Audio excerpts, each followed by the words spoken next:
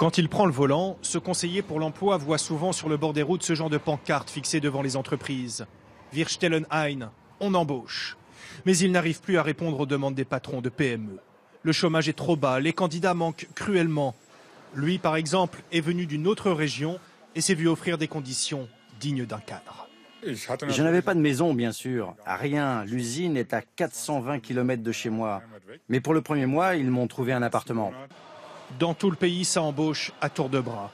Depuis 10 ans, le taux de chômage n'a cessé de baisser pour atteindre ce mois-ci 6% seulement. Mais comment l'Allemagne fait-elle?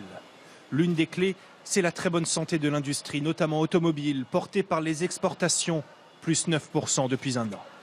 Deutschland, gute Qualität. L'Allemagne produit des biens de très haute qualité grâce à des travailleurs très qualifiés. Et en ce moment surtout, le pays profite d'un euro faible, ce qui le rend très compétitif sur le marché mondial. La machine tourne à plein et les syndicats allemands ont obtenu une partie des fruits de la croissance. Les salaires repartent à la hausse et avec le chômage qui baisse, la confiance est revenue. Tout va pour le mieux pour nous. Ça se voit, non? Mais c'est parce qu'on a un super patron.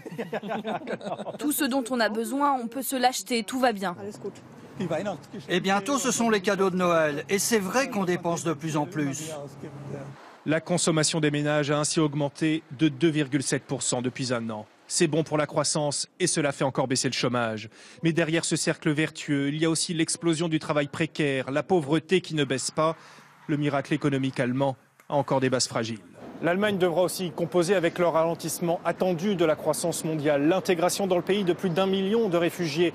Les prévisions pour l'année prochaine sont donc un petit peu moins optimistes, avec une croissance moins forte et un taux de chômage qui devrait stagner.